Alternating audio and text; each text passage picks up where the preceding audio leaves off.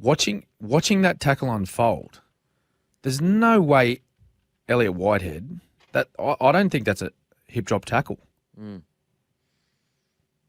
I really don't think it is. Like the way it all sort of unfolded with Brandon Smith he was playing a little bit of cat and mouse on the ground, and I think the referee actually even called surrender, but he gets to his feet and then tries to run off. And in that same motion, you can see Elliot Whitehead goes to grab Brandon. Brandon then ducks and half tries to shrug Elliot Whitehead off, which causes Elliot to fall over the back and fall on his legs. It's an unfortunate situation that unfolded. The classic the way I understand hip drop, Kempy, is that, and this is the way the NRL have described it too, is when defenders have a hold of a ball carrier and then they drop all their weight down onto the ball carrier's legs to get them to the ground. Yeah. That's not what I seen in that tackle. I don't know if you think the same or, Mate, or disagree. I'm not convinced it was a hip drop either, to be honest. It happened so quickly. That's why I was quite surprised that Trent Robinson's, I have to feel that he hasn't had time to watch a replay because I cannot for the life of me sit here and go, watch that tackle and believe there was any intent from Elliot Whitehead because it happened so quickly. Like it was genuinely one of the most, it was really bizarre. And it was truly, Cheese just explodes out of nowhere. Then he goes to shrug him off and Elliot Whitehead almost just falls trying to stay, it's almost like trying to ride a bull. Him. Yeah, trying to hold on to him. Yeah. Like I said, that's why I was a bit surprised at Robinson's comments because I'm like, I just can't see how you can watch that and go, there was any intent at all from Elliot Whitehead that like that's just a really unfortunate accident. Sorry. Yeah. And I agree with you, man. I'm not convinced it was a hip drop either. It's just a really, really unfortunate accident for the Chiefs. Yeah.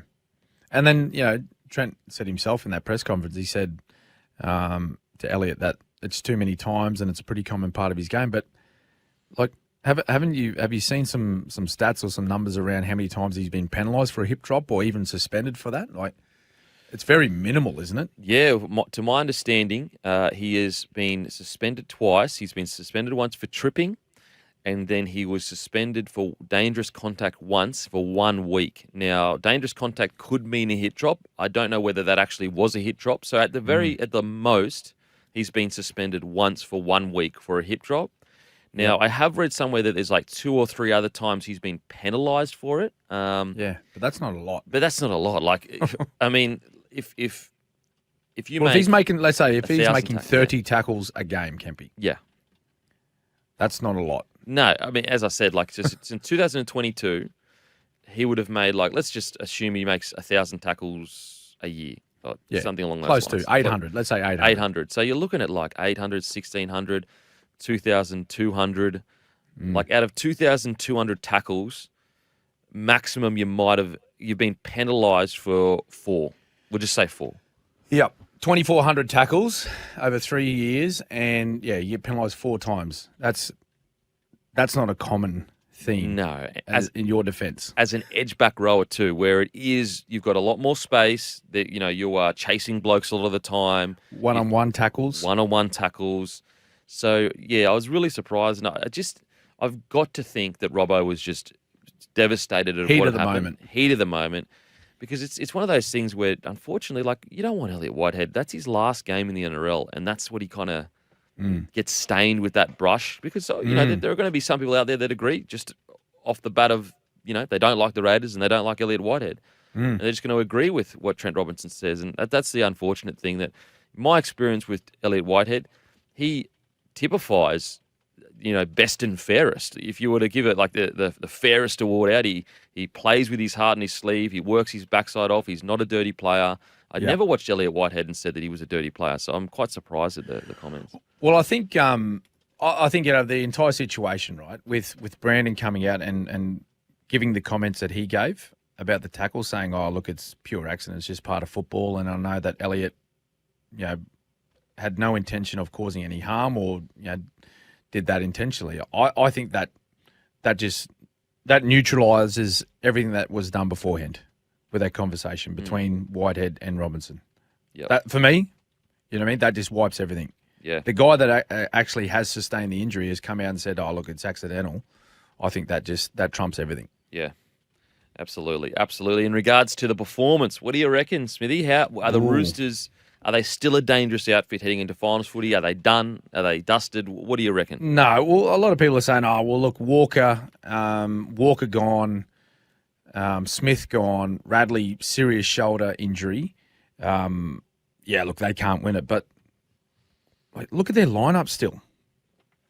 I'm not willing to put a line through them. I can't. Not with the names and the caliber of players still in their lineup, and they have JWH to come back as well. He's still, I think he's got one more game to serve, suspension, and then he's back, or maybe he's got two more, and then he's back. So like he brings a lot of experience to the side at the right time of the year, and you're replacing those injured players with guys like Connor Watson. Connor Watson is a state of origin player. Yeah, he showed his quality this year for the Blues, and then you got a guy like Sandon Smith as well. Like Sandon Smith is a very, very good footballer. You know what I mean? Okay, different players, and they've got different qualities, but I'll tell you what, they're still high quality, and they're very, very dangerous with the football, and that's where they've shown that they can make a huge dent in this competition is with the ball. Yeah. They can score points, and they're a dangerous footy side. And if they get it right, well, they're really hard to beat. So, look, I'm not writing them off at the moment. I think it makes it most certainly makes it a little bit more difficult for the Roosters to go and win the whole thing this year. There's no doubt about that. And it sort of puts Melbourne and Penrith in a bit more of a box seat to go all the way to the grand final now. But I'm still not going to put a line through the Roosters and say, well, their season's over. I think they're a very dangerous side to play in finals footy because, sometimes injuries like this can give coaches a reason to just circle the wagons, give motivation of backs against the wall. Because sometimes when you've got a roster like the Roosters, it's very hard to say to them, boys, we have our backs against the wall. Because they're sitting there looking across at each other going, what do you mean we've got our backs against the wall? We've got the best roster on paper in the competition. Yeah. Whereas I think with Robinson, he's a master coach. He's won 3 competitions. You go back to both of those grand finals. Cooper Cronk obviously had a massive injury. That was a back very similar to Radley. Yep. Then you've got the Luke Keary had a syndesmosis injury as well going into the second grand final. Yep. And so he's clearly knows how to use things like that to their side's benefit.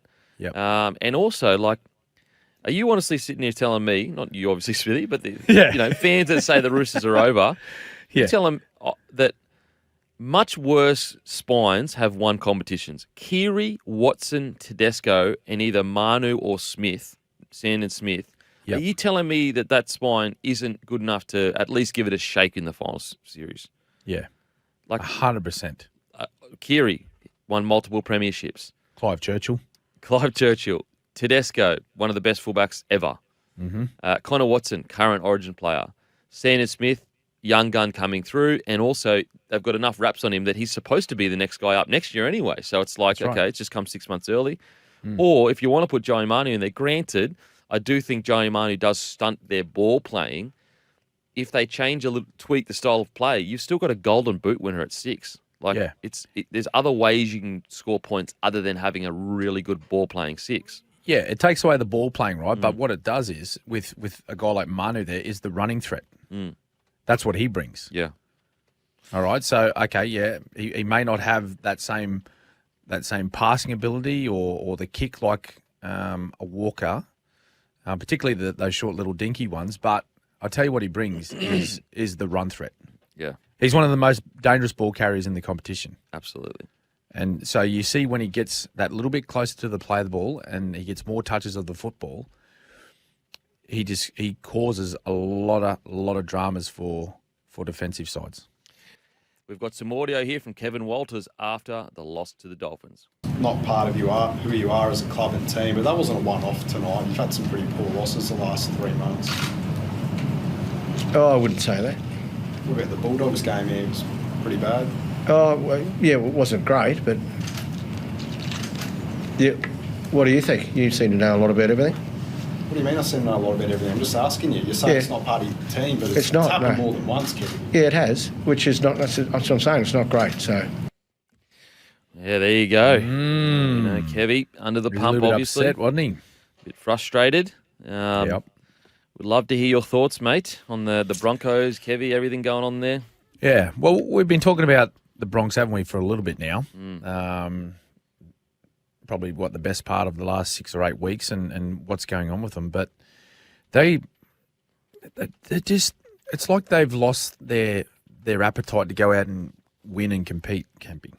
That's what I see, right? So I called the game a couple of weeks ago against Parramatta, and they, for a team that had plenty on the line, Parramatta were gone, right? So that they were trying to avoid the wooden spoon. That was their motivation. And they come out and they give up, what was it, in the space of, I think about 15 minutes, they give up 14 points or 16 points, something like that. And they got caught in the blocks. And you're thinking, well, if you're a team that is playing to keep your season alive and you haven't been in great form, why would you come out and have that lack of attitude to start the game well? And give a side that is really struggling or has struggled for the most part of this season an opportunity to get the jump on you like that. That's when I looked at that and I just thought, nah, they're missing something here, and it's more around. It's not skill, right? It's not skill and ability, because you don't lose that. You don't lose that in the space of 12 months. Okay, we're talking about a side here that was, and we mentioned this a lot, but they were 15 minutes away from winning a premiership against a side that is regarded as the best team of the last decade, the Penrith Panthers. They failed, okay, we know that, but what's going on? They've lost a few players, okay, granted, and they've had injuries this year, but so has every other club in the comp. Have a look at what's happened to Melbourne, have a look at what's happened to Penrith, yet they've found ways to go out there and compete and win footy games, and they finished first and second. The Broncos, they just haven't had that same approach, that mental approach to their football this year. They haven't been willing to go out there and work hard early and earn the right to go and play footy. It looks as though they expect to go out there and win without having to put in hard work, without having to sacrifice anything. And it doesn't work that way. Not in the NRL, mate.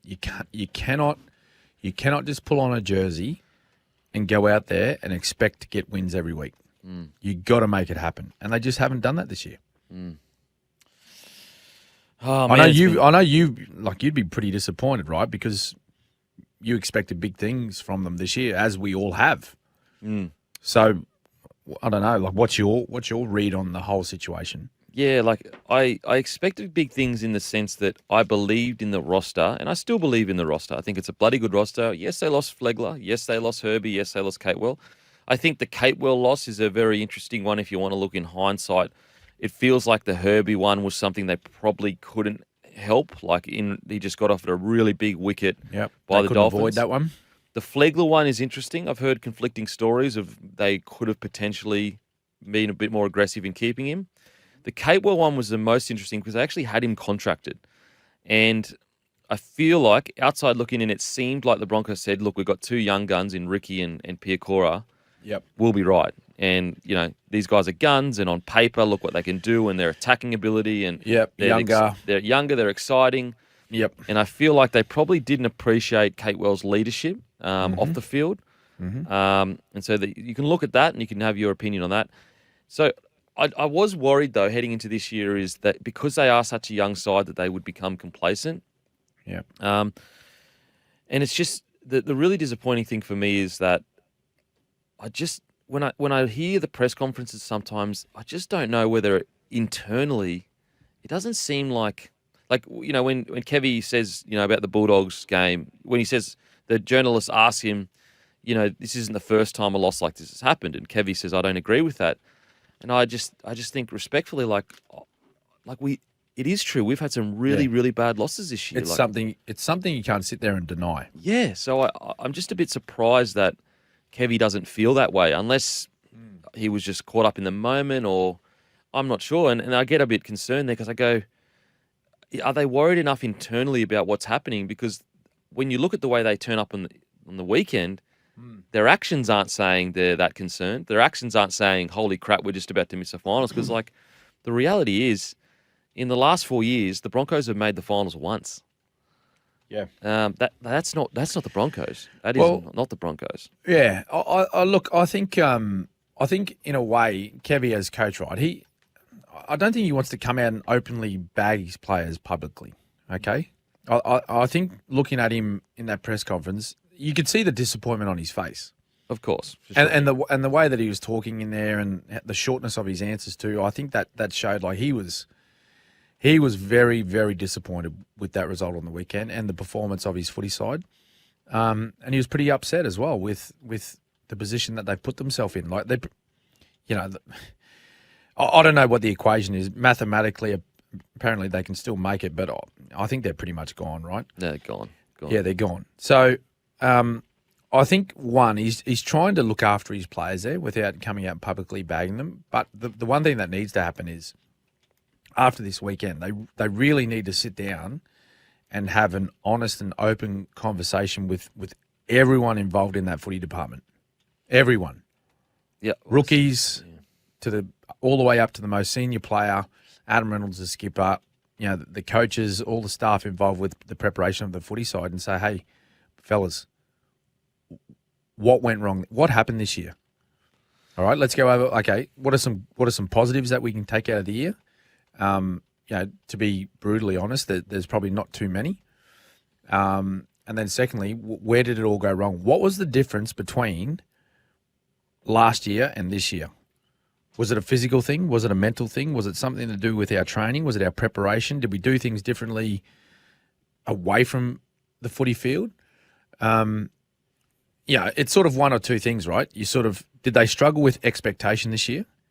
Because so many people, I for one was someone that thought they were going to go on and win it after losing it last year. I thought they would have been super hungry to go again and go one better than what they did in 2023. And I think a lot of people shared that same opinion, was that when you looked at their squad and the players and how they sort of matched up moving forward into this season, they were sort of red hot favourites. But they just haven't lived up to that expectation. So did the players struggle with that expectation? Or was it, as you mentioned, was it a little bit of complacency and thought, well, last year was great. We're pretty satisfied with that, and it'll just happen again. See, I think my concern, and look, maybe it might be a different way of doing things, but I worry, like, is that part of the problem that Kevy doesn't want to, put his players offside, that he doesn't want to have a go at them? Because, like, I mean, Bellyache loses one game and he's talking about, I'll make changes if they don't pull their heads in. Bennett will come in and say, I'll make changes. This is like, and I just wonder, is that part of the problem? Is it too comfortable at the moment at the Broncos? Is it, and again, I know it's a styles thing. Like this is Kevy. It seems like it's Kevy's style, where very much doesn't want to, publicly bag the boys and which can be a style that works. I just wonder whether you look at the great coaches, and at some point in any season that's not going well, the great coaches will put their players on notice. And I worry whether that is part of the problem currently. I think another part with the Broncos where I'd love to know some insight. Ben Eichen came to the club. He then moved on in 2023. Both assistant coaches have now moved on this year. And granted, like the assistant coaches one, it was well documented that the Benny Eichen and Kevy Walters one, they didn't really get along that well, or just had differences of opinions. The assistant coaches one, look, I totally understand. If they just got great offers and they had to take them, then that's not Kevy's problem at all. However, with this many people moving on, usually in good, successful environments, that's not the case. Usually you actually, losing people is a battle if you're at a really successful. How many assistant coaches have we seen at Penrith and the Storm but say no to head coaching roles because they're like, no, I like it here and I'm going to learn my trade and get a bit better. So there's a lot that I think in my personal opinion, is first of all, I want nothing more than Kevy and this playing group to turn around next year and absolutely kill it, win the comp, everything. I want that more than anything. But I also do believe if you think this is just an unlucky year for the Broncos and few injuries here, few injuries there, and I think there are a lot bigger problems than just that. One finals in 4 years is not very, with the roster that they've got. Yeah. I think that's really concerning. I think that they need to. I think a real key point that you made earlier is I felt like last year they loved the contest and they loved defense. Mm-hmm. I didn't watch a game this year where I felt like the Broncos loved the contest and loved defense. Yep. I feel like they loved attack. Yes. So they didn't particularly enjoy being uncomfortable. No, last year they loved it. They loved it. Yeah. They loved it, mate. They would sit on their try line and defend multiple sets of 6, turn the opposition team away, go down the other end and score points. Yep. Whereas this year, like it looked a little bit brittle at times, didn't it? Yeah. The defensive line, and there was some soft points scored against them. And like I think you're right, mate. I think if you just go, oh look, it just wasn't our year. Lots of injuries. We lost some great players as well. So it's always going to be a little bit tough. I think you got to look a little bit further past that. I believe. They're still a very, very good team. When you look at their list on paper, they're a very good side. And as I said before, there's been other clubs that have been dealt, some pretty, sort of horror sort of periods of the year where they've lost key players to their footy side, but yet they've just gone out and competed. And sometimes you just got to do that. You may not play your best football, but you've got to go out and compete. And that's something that the Broncos have really struggled to do this year. And some of those results, that Kevy was talking about, just to remind some of our listeners.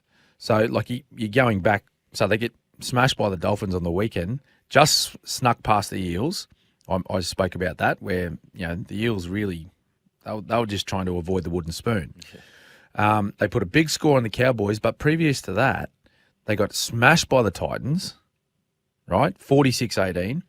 They got hammered by the Bulldogs, 41-16. And then 2 weeks prior, they got beat by the Dragons. Yeah. At home. At home.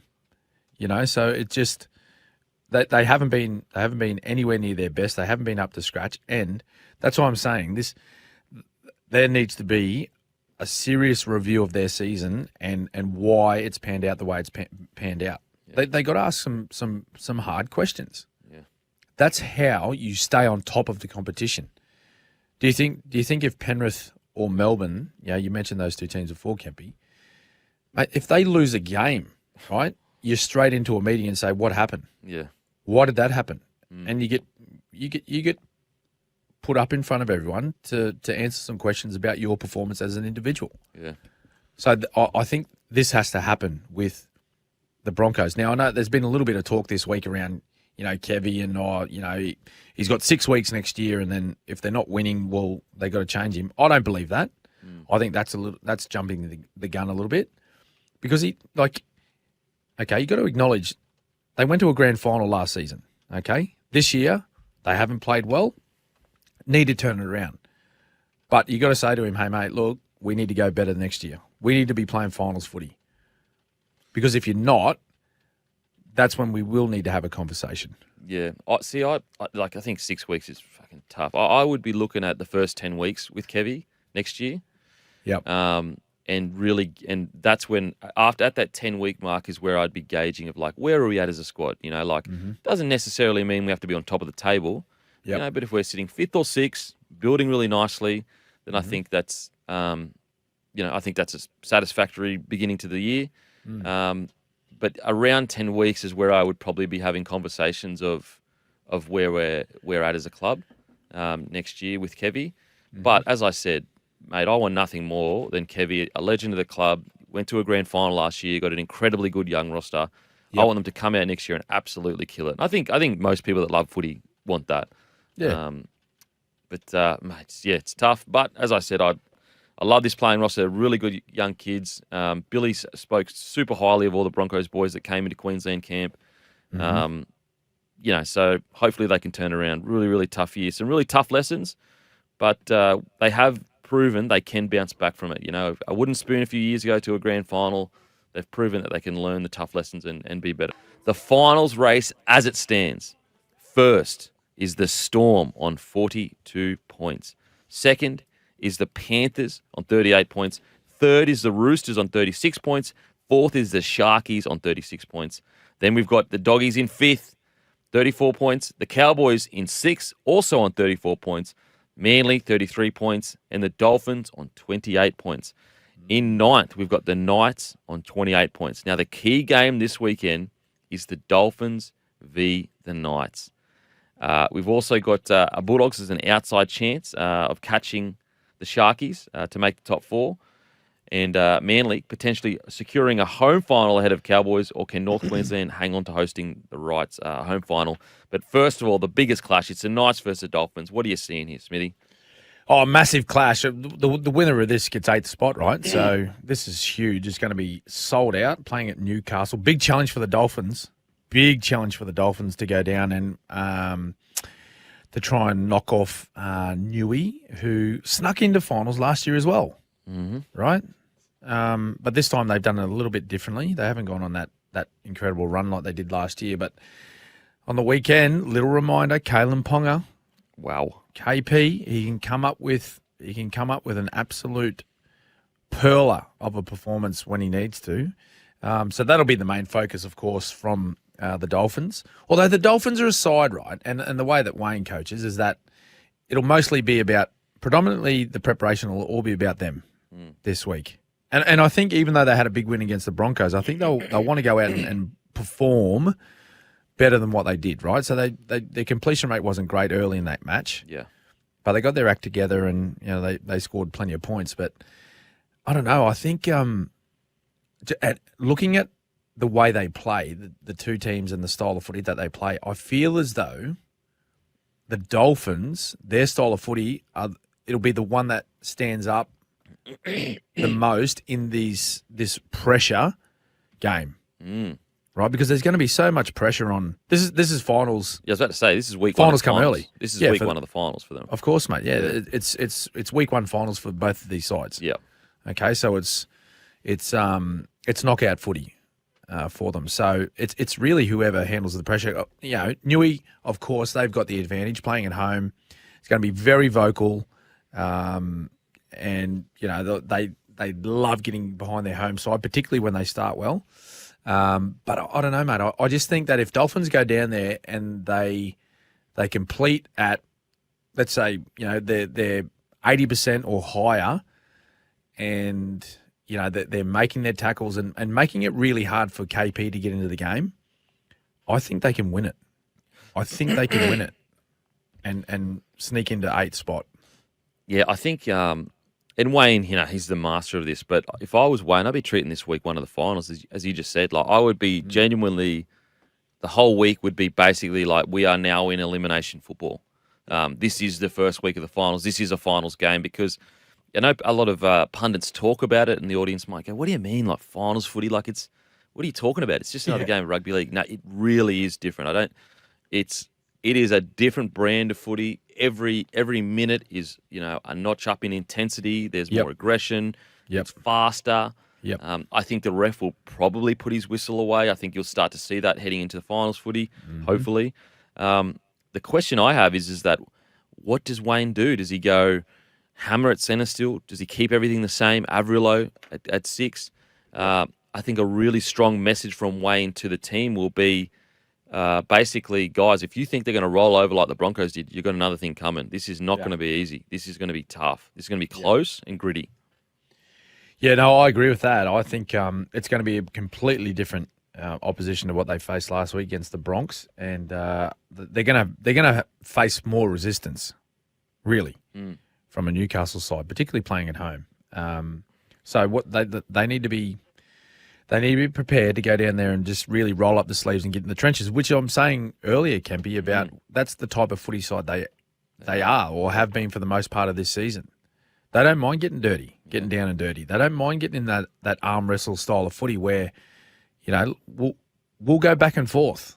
Yeah. We'll go back and forth and we'll wait for you to make a mistake and wait for a crack to open up into the defensive line, and then we'll take our opportunities. As far as their lineup's concerned, I don't know. Does he? It's hard to go away from that 17 that he put together. Now I know that he got everyone a beauty. Oh. He led us down a garden path, old Wayne. He's too smart. With this, the 13 in particular that ran out and started that match against the Broncos. It'd be hard to go away from that, surely. Yeah, agreed. With how well they all played. Yeah. I think that Trey Fuller, the thing with the Hammer is that even though you might look at his stats at the end of the game and go, oh, he ran for 180 metres and, he's got a try and a try assist at fullback. I think sometimes with Hammer, that work rate isn't there, and that's what Trey Fuller in the modern era, he really does offer that 25 to 30 carries. Yep. And I love the balance that Wayne found with the Hammer where he was a roaming centre. So I think the Hammer, if you try to make him into a fullback like Dylan Edwards that has 30 carries a game, it's just not going to happen. He's a Ferrari. Yep. And so I wonder whether that roaming centre role actually suits the Hammer better as long as you use him correctly. And he's a Ferrari on the end of good plays rather than having to constantly be on the ball. Yeah. I love him at centre. He's a great fullback, but I love him at centre as well. Yeah. We've seen what he's been able to produce for Queensland in the State of Origin over the last few series. And I reckon, Campy, there's every chance he'll be the Kangaroos centre at the end of the year in the Pacific Championship. So I reckon Mal might pick him in the centre. So it wouldn't be outrageous to see him go out there and play or start in the centres again with Trey Fuller at the back. Especially considering I believe he was moved to centre to do a job on Katoni Staggs for the Broncos. Yep. And he's going to have to do a job, I think it's Dan Gagai's side. I think it's Dan Gagai's side or Bradman. At very least, Bradman Best or Dan Gagai, someone. You're going to do either one. Yeah, either one. What are your thoughts, mate, on the Cotter signing at the Cowboys? Yeah, massive. I think he's one guy that he doesn't particularly have the profile of some of the big name players in playing in the forward packs, but he is out and out, just a wonderful player, a great club person as well. Having worked with Ruben in the State of Origin arena, he's the type of guy that every player in his footy side loves playing alongside. Loves playing alongside. Just because number one, he's a really, really great fella, but two, when he gets out on the footy field, he leaves nothing in the tank. He does everything he can to help his side play the very best they can, and two, he's a very, very selfless player. He's happy for his teammates to take all the limelight and all the pats on the back and all that sort of stuff, but he'll go and he'll make 45 tackles every week. He'll have 28 hit-ups and just do all the little things really, really well that help teams get victories. So it's great to see him rewarded with a contract extension at the Cowboys because he's been enormous for him over the last couple of years. Mate. Enormous. And also, too, being a North Queensland sort of product, grew up in the Mackay area and I think he was picked up as quite a young fella, like a 15-year-old or something like that, 15 or 16-year-old. So great now, that he can ink a lengthy extension. It takes him through to the end of 28. So another 4 seasons, which is outstanding. And it takes him close to 30 years of age. So that's great security for himself and his young family. And it shows too, like Todd Payton gave him the co-captaincy this year with Tommy Dearden. So that shows, that speaks volumes of where he's rated at that footy club. Yeah, I often find with guys that don't have as big a profile as some of the superstars in our game, I always say to people, imagine Ruben Cotter on the open market, and also just imagine Ruben Cotter in another forward pack, the impact that he would have. It would be, honestly, I don't think he gets enough appreciation for how consistent he is, it's also his stature. He is not a big boy. He is not big at all, and I think he actually played a bit of 9 growing up as well. And I think a few years ago, when he arrived at the Cowboys' first grade squad, they kind of said, we think we might better move you into the middle of the pack rather than at 9. And he has just taken it on by stride, so much so that, he's almost, not almost, he's a lock in every Queensland side. Like, boom, Queensland side gets picked, Reuben Cotter's there. Yeah, well, you look over the last 3 series, Kempy, like Billy Slater as coach has used him in various positions. He's started games as a front rower, wearing 8 or 10. He's played lock, and he's played in the back row as well, like huge minutes. And there was one match there where I think Queensland were sort of hammered by a few injuries, and he went out and played in the centres. Yeah. So the versatility that he also brings to your footy side, that again adds value. So, yeah, great to see he gets the contract extension up there at the Cowboys. And I think it was reported that his current sort of contract situation, like he wasn't really getting paid that much. So it's great now, after the hard work and the consistency that he's brought to his game, he now gets upgraded in not just length of contract, but also with the value of his contract. Well, put it this way. For every player that you, as a fan, you feel is getting overpaid, I promise you there's about 10 players in that position that are getting underpaid. We never hear the stories of guys like Cotter that are just battling away, playing Origin, could easily get big wickets somewhere else, decide to stay loyal. What I do like about the Cowboys situation is, although for me they underachieve because I think they're actually a premiership threat on paper, and who knows, they could go on a run this year and they're still in the top 6, which is a good solid year for them in my opinion. Yep. But what I do like about the Cowboys is there's a very clear vision forward that the fans can look at and go, I see what Todd Payton's doing. We've got key players in key positions that can be there for a long period of time. You've got Clifford back into the side. Deard and Clifford can be the halves for a long period. Cotter can be the captain for the next 4 or 5 years. And that's what I like at the Cowboys, is that there's a very clear vision going forward. Is that where you think Clifford? Do you think Clifford will be the replacement? Like, obviously Chad Townsend's leaving. Do you think he's long term?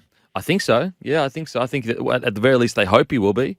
Yeah. And then I think that, depending on how that goes, then Purdue might move into the halves in 3 or 4 years' time, maybe. Mm-hmm. I know it's funnily enough, they've actually got a couple of players that can play fullback, but also halves, but also wing. Like a guy like Purdue played in the centres at one stage. Yeah. But also can play in the halves. So, well, he debuted in the centres. Yeah. Against the Roosters when they upset the Roosters. Yeah. So they've got a really good young bunch coming through. They've got some good solid foundations going forward. I like what's happening in the Cowboys, and we have to remember Peyton's in his 3rd year as a NRL coach. That's nothing to sniff at. That it takes time to learn to be an NRL coach and build the systems you want to build and lay foundations. So I always talk about it. The Cowboys and the Sharks, they often get, I guess, not appreciated the way they should be. When in reality, outside of the miss last year for the Cowboys, they've been finals team since he's arrived. And then you look at the Sharkies, they're essentially been a top 4 side since Fitzgibbon arrived. Yeah. Most fan bases would kill for that kind of consistency. So, I like what they're doing. Now, onto the Eels signing Jermaine Hopgood. He's added 2 more years to his contract, will now expire at 2027. The important news comes with Jason Ryall's first job as head coach to re-sign a bulk of their off-contract, who are free to negotiate with rival clubs. The players off-contract are Hands, Cartwright, Gutherson, Offengawe, Kelma, Taulangi, and Sean Russell. I do find it really interesting that Hopgood was essentially the first big re-signing, and it shows you where his mentality is at. What do you think, Smithy? Well, I think if Jason Ryall has had anything to do with it, which you'd assume he has as the incoming coach, I think he's gone for Jermaine Hopgood because of his consistency. Now, you probably, again, it's very similar to like a Reuben Cotter, right? Yeah. You probably got guys there that probably play, or have bigger profiles, and the way they play or their style of football is probably a little bit more spectacular. But what this club needs right now are more players that give you that 7.5, 8 out of 10 every week, no matter what.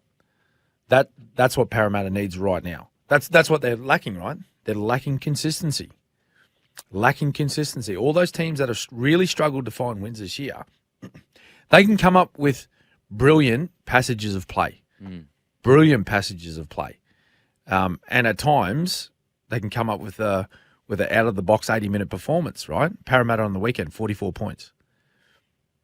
But it's when they get into the times where they come up against some stiff opposition and the game or the challenge is greater, what players are going to stand up then? So that's what I think Parramatta have looked at and gone, well, Jermaine Hopgood, he's that type of guy.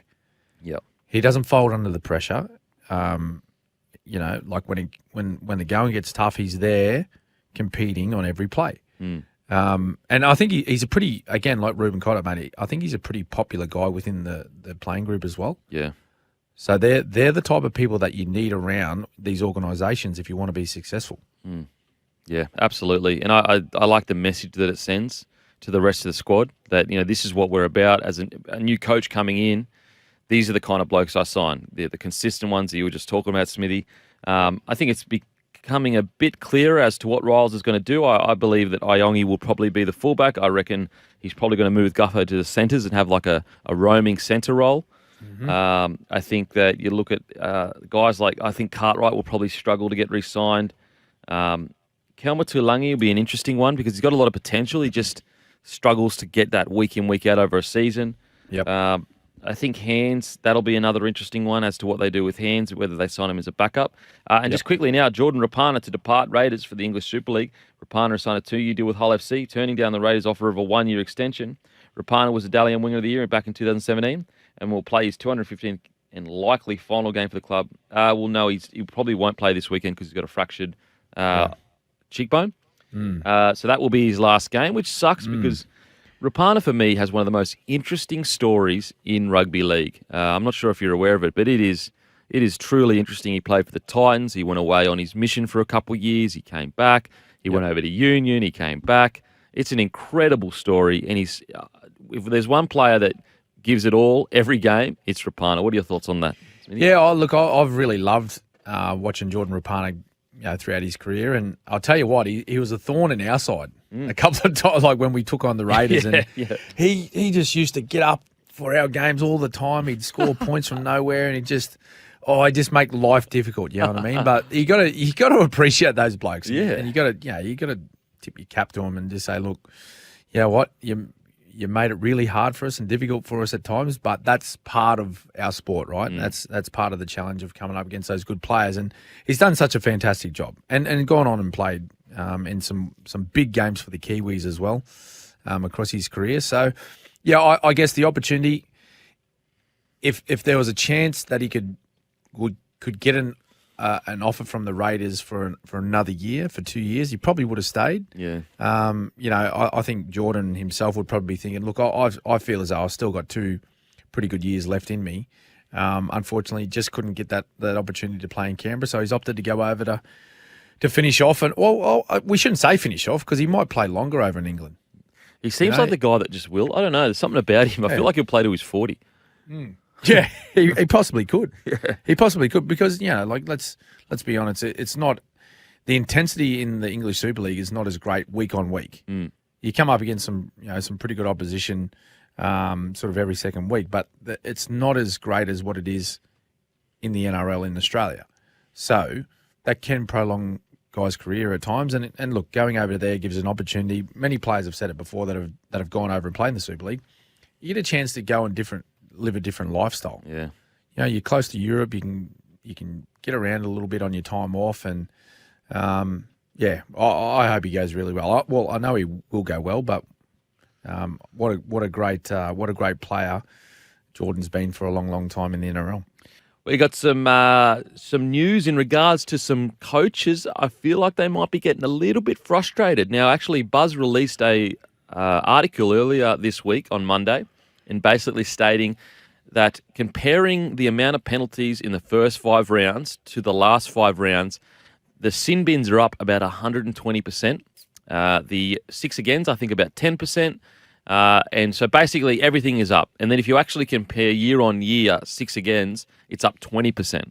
And so there is a growing sense of frustration that coaches, not all of them, but some coaches feel like the game is a bit too stop-start. But it is the great mystery of rugby league. And please, riddle me this, Smithy. When the grand final origin is on, we put the whistle away. And we all say, year on year, that was incredible. How good was that? Yep. And then we get to periods in our season, and all of a sudden there's 20 penalties being blown. Please, Smithy, tell me, why is this the case? I got no idea. I haven't got the answer for you. Campy, don't put me under the pump like that. Oh, mate, come on. Listen, I'll tell you why. Is because we're concerned about the product, right? As a game, we want the product to be as high quality as possible in those big matches. I've got no doubt that the referees are told, hey, boys, have minimal impact. Get involved when you have to, only when you have to. Whereas I'm a little bit with these coaches that just spoke, like Ivan and Craig. Like, it's really frustrating when you see the penalty count getting up around, sort of between 20 and 30 penalties. It's not fun to watch. No. It really isn't good to watch. And then especially when the bunker gets involved and we're stopping and we're waiting, and that's what Ivan said. He goes, mate, how long did that game take? Yeah. Seriously. To get played. So, and I'll tell you, I don't know if there's been a crackdown, but it sort of I haven't got the numbers in front of me. I haven't looked at any numbers, but it does seem like there are more high contact penalties happening over the last few weeks. Yeah. And the one that stood out to me in particular across the last round was the amount of times players were penalised for ball carriers, right? Returning the ball or taking the ball into the defensive line, and they were trying to change the direction or do whatever they were trying to do. Slipping and falling into a defender and being penalised for that. Mate, I think it's craziness. I saw a bloke get penalised. His head was about 10 centimetres off the ground. Yeah, and he got hit with an arm, and the bloke got penalised. Was it Cotter? I think it might have been Cotter. No, it was. No, it was Reuben Cotter. Oh. They got up and they were both laughing. And then the referee blows a whistle and Reuben Cotter spun around. He couldn't believe it. Like, what I don't get with that is like, surely the referees are being told to blow that, because referees grew up playing the game without all this. They have to be told, mate. I do not believe for a second that a ref, given if he had the full say on how he wanted to ref, would look at that and go, you know what, that's worth a penalty in front of the post. Because the bloke was literally like, he wasn't just slipping a little bit. His head, he was horizontal, and his head was about 10 centimeters from the ground. Like, what do you want? What do you want Cotter to do there? Like, he can't disappear. He cannot disappear. It's on the try line or near it. Like, he can't just go. I think sometimes with these calls as well, they expect a player to make a decision as if it is in slow-mo, like we are watching it. Like, in the game, and every commentator talks about it, but we watch these things in slow-mo, and, for example, like late tackles is the perfect example, where you go, oh, yeah, he could have pulled out of that. Well, you're thinking that because you're watching something that's taking 5 seconds to take place. Yep. In reality, it took maybe half a second, and the thing with contact is if you don't commit to that contact and go all the way through it, you will be bumped off. Yep. You cannot go, I'll half commit just in case I have to pull out. You can't do that. Exactly right, mate.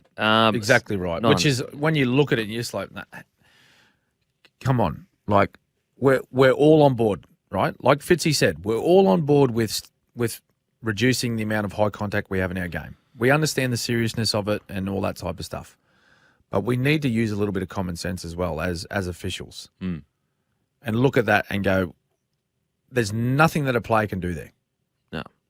No.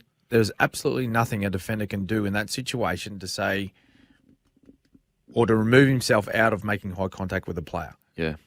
The game is, as you said, mate, the game is played so fast. Yet we want to replay in slow-mo and break down the tackle in slow motion.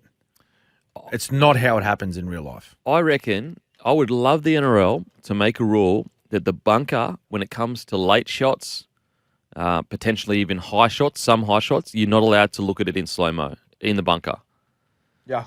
I reckon that would take away a lot of these weird decisions where you're like, oh, yeah, late shot. And you're like, what do you mean late shot? It was 2 seconds, like minimal. I think that if the bunker had a rule where late shots, you can only watch it in normal speed, I reckon you'd cut down the penalties by half. Seriously. Yep. Yeah. And there's a lot of these so-called late shots that are penalised, right? You got to go back to what you were talking about there, Kempy, with the whole sort of mentality towards defending. you got to commit yourself to contact. Yeah. Right? This is not touch football. Yeah. This is not OzTag. It's not. You need to commit yourself to contact, because if you don't commit yourself, that person running the football, if they choose to run at you, they will run over the top of you. Yeah. And then you look like a fool, and then your job's on the line. Yeah. So if you don't commit yourself, and once you commit yourself to go and make a tackle, right, it's really hard to pull out of that tackle that you've committed yourself to make in a split second. It is so hard to do. Yeah. Honestly. It's almost impossible. It really is, because that's the whole point of committing yourself, is that your body line and your trajectory, you can't change it. You've committed to the contact. All righty, we've got commemorative Cam. It is the World Cup final in 2008. New Zealand 34, the Kangaroos 20. Smithy, speak to us about that series. What happened in that World Cup? Oh, did we have to bring this one up, Alex? Sorry, mate. Oh, mate. It's not all rainbow and sunshine, mate. No, I know. I'll give you this little stat, right, to start off, which is why when I think about this game, I just think, oh, no, do I have to talk about this one? So I was lucky enough to play in 3 World Cups. So 2008 was my first one. 2013, of course, over in England. Very, very fortunate to be able to captain that side, and we won. And then 2017 again got to captain on home soil, and we won that one in a close game against England in the final. We only won 6-0. Suncorp, that was crazy. Right? So I've played 3 World Cups, and I think it's something like might be 17 World Cup games, right? Do you know how many World Cup matches I lost? 1. Oh, no. And it's this one. It's this one. Oh, it's this one. No, so look, I'll paint the picture, right? So we got a pretty red-hot squad. Yep. Going into that competition. And we roll out game 1. We play the Kiwis game 1. And we won it quite convincingly. 30 points to 6, I think it was. We played them down in Sydney. And so, like, we've won it quite well. Close game to start with, but we picked up, a few late tries in that match, which blew the score out a little bit.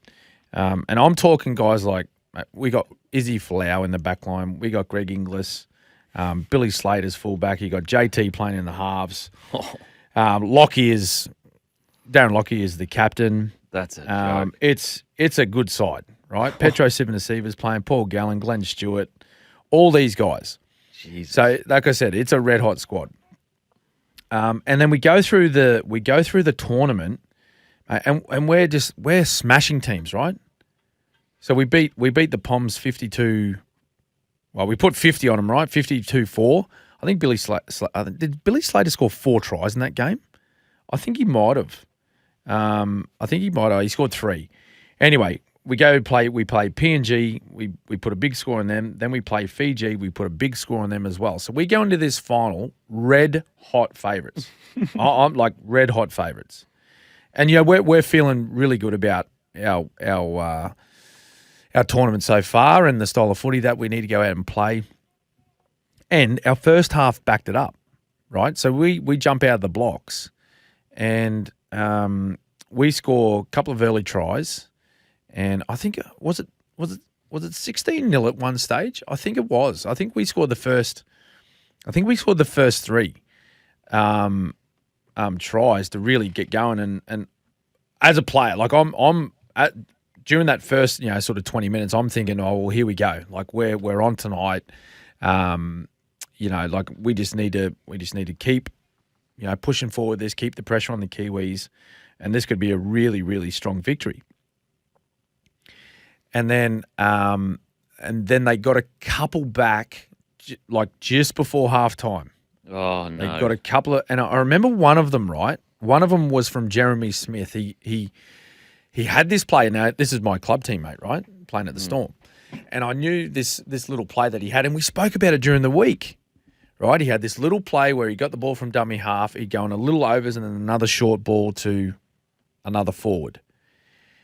They got up our end, and he put this play on, and he just put a lovely lovely little short ball on, and they go through and score. And they scored a couple before half time, right? So it's 16-12.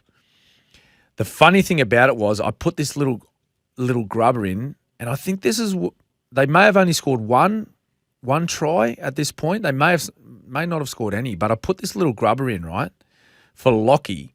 It was up the northern end of Suncorp, and he went to score. We all thought he scored, but it went to the bunker for a review, and they said he knocked it on. Pretty close call. It could have gone either way, but it went against us, right? So if that's awarded a try, I reckon we go on and win. I reckon we go on. I reckon like it could have been 22 blot at halftime. Yeah. So right? you just break the spirit. Yeah, I reckon we go on and win it, but we didn't, right? Oh. And so this is the game. This is the famous game where there was a lot of talk about it afterwards, where they put that kick down into the corner. Oh no. Yep. And so Billy Slater's playing fullback, and mate, he absolutely killed this tournament. Yeah. He got the player of the tournament. Yeah. He scored he scored like 12 tries or something. And anyway, so he goes down and fields this ball in the in goal, and he's got Manu Vadavai steaming down the sideline to come and tackle him, right? And so Billy's mindset, I'd never ever attempt to do this, but he's tried the old little switcheroo and take him on up a short side. Right? He's got about 1.5 meters. He's got about 1.5 meters of field to work with. And so he tries to take him on, and I think Vadavai sort of reached out and half shoved him, and he's getting put into touch. And so he tries to keep the ball in play. So instead of going into touch 5 meters out or 2 meters out, whatever he was, he tossed the ball back in field, and like we've got no one there. Oh. And so Benji's coming. He's chasing downfield. He's chasing his own kick, and he just pops on. He just grabs the ball, scores in the corner, and that sort of got them on their way to a win. But But to be fair, right? To be fair, they were up for that one. It was a very different side compared to the first match of the World Cup that we played them in down in Sydney. They were up for that one. They were keen to stay in the fight, and they just that halftime scoreline just gave them the sniff that they needed to kick on in the second half. That try there, from Marshall when Billy Slater threw the ball back inside, like that was really sort of that put the nail in it for them. That really cemented the victory for us. I think Billy was just trying to look for an opportunity to score points because we needed to. But I just remember how disappointed we all were with that result, particularly playing at home, Kempy, in front of majority of home. There were a lot of Kiwi fans there, of course. Yeah. But we really wanted to win that one on home soil. But sitting back now and looking at it, you think, wow, like what a huge victory for New Zealand Rugby League. Yeah. At the time, I thought it really put rugby league on the map in New Zealand. When you think of the two football codes, right? It's rugby union that dominated with the All Blacks and all that sort of stuff. But for the Kiwis to finally get a World Cup victory was incredible. Yeah, was incredible. Wow, isn't it funny how history almost repeats itself a little bit? Oh yeah. This recent Pacific Championship, Australia go out, absolutely towel up the Kiwis. Yes. And you look at the Australian roster and you go, mate, Tino, Haas, Carrigan, Cotter. It is just an unbelievable roster. Now, granted, I going into this series, I did think, that the Kiwi forward pack was bloody good, probably better overall. And yet, they go in, get beaten the first time, come out in a record win. Granted, it wasn't a record win against you guys, but just you can, like World Cup and international footy, you can never go, oh, yeah, we beat these blokes by a lot, 2 games ago, because you just don't know who's going to turn up. No, that's right. That's right, yeah. And so that was a big moment in for the Kangaroos, because Ricky Stewart was the coach at the time, right? And so after that match, he had a bit of a run-in with the referee, Ashley Klein. Oh, no. The morning after that match. So who does this? Puts the referee and one of the teams in the same hotel. what's something's doing. if it doesn't go right for that particular team, well, there could be some issues, right? And there was, right? So, wow. so I think they had a little bit of a talking to in the foyer, and it was quite public or whatnot. So unfortunately, Stick had to resign as coach, which for me, I was like, oh well, that's a bit sad because I really love Ricky Stewart as the coach. Yeah, Loved. I got my first opportunity to play for Australia when he was coaching the Kangaroos in 06. Yep. And then played 07 and 2008 World Cup, and really loved what he was about as a footy coach in that representative scene. But yeah, he had to step down, and that's when Tim Sheens took over, and we had to try and reclaim sort of that number one status as the best Test footy side in the world in 2009. How did you see Billy deal with that? Because Mate didn't care. Really? Well, no, I shouldn't say that. He did care. He did care. Of course he cared. Right? Yeah. But as far as that one-off play was concerned, like in the middle of the match, Yeah. I've spoken to him about it multiple times. And he just said, mate, if I had the opportunity, I'd do the same thing again. Wow. I would do this if I was if I was put in the same situation. I'd make that same decision and take on Vatavai again Because you're chasing points. every day of the week. Yep, and that's the play he was, right? Particularly in his earlier days. Yeah. He become more and more consistent as his career went on, which allowed him to go and have the career that he had. But in his early days, mate, like he'd come up with some errors that would put your team under pressure. But geez, he would come up with some big plays, like the highlight reel that he produced in, say, the first 5-6 seasons of his career. He doesn't have that highlight reel unless he takes risks like he did that particular night. You know what I mean? Yeah. We don't have those type of plays in our game if they don't take risks. Yeah. So that's why it's really hard to be so crucial on them if they come up with an error when they're trying to come up with that plays, because they, at the same time, when it comes off for them, we stand and applaud and we say superstar and how good is he? We need players like that in our game. But you ask him, and to this day he say, mate, I'd do it again. Now the huge game, Manly v Doggies on the weekend. Tom Trbojevic goes down, and anything that could go wrong in that tackle did go wrong. Head cut, shoulder gone. Now the positive news is it looks like he'll be back for week 1 of the finals. But how does this affect Manly's run, do you think, Smithy? Yeah, well, it's a bit of a blow, isn't it? Ideally, we wanted Tommy fit and firing, not just for Manly, but for the game. We want our big stars playing in these big games. But are we hearing 1 week? I think we're hearing 1 week, and he'll be back for week 1 of the finals. So we're unsure of the severity of the AC joint, but they said grade 3, rest this week, and then we'll get him back for first week of finals, which is it's going to be a huge matchup, of course. And they're funny things, ACs, right? Depending on how comfortable you can make the player. While he's playing with the injury, depends on sort of how much work and rehab and all that sort of stuff. There's no doubt that he'll have to cop a needle before the game just to make him comfortable, and there's no issues throughout the match. But he's been around quite some time now, Tommy. So not ideal build up. That's for sure. And especially with Jason Saab out as well. So he got the lower leg injury on the weekend, of course, and I think he's going to be out maybe a couple of weeks as well. So. Not ideal. But look, as far as Manly's concerned and their performance over the weekend, very, very impressive. Very impressive. Watching them go about their business against the Doggies, who I thought were a little bit off, Kempy. I thought they were a little bit off. We've been talking about their defence in particular this season and how good it's been. And, numbers-wise, they had the best defence in the competition leading into that last round as far as points were conceded. But they just look powerful, Manly. Powerful. Like the guys that started the game, was it Lodge and Paseka?